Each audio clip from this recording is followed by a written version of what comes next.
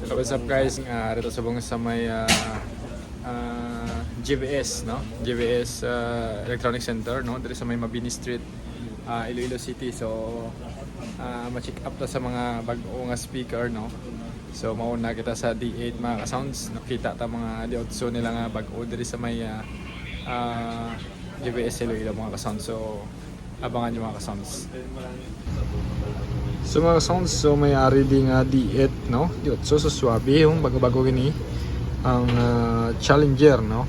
Challenger 1500 watts, no? Challenger Goliath, no? Nasa 9,500 yung suggested retail price for layer magnet, no? So napakalaki, sa malapit sa 4 inches yung coil na.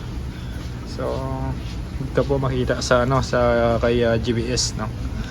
So bagong unit po ito na D8 lang mga ka-sound. So konting upgrade lang, no. Naka double spider. Ayan yung spacer yan. Sabi, no, si D8 ni Challenger D8 na mga sounds Goliath. So sa gustong pumunta at bumili, punta lang dito sa may GBS Iloilo mga ka-sounds. Challenger Goliath 8.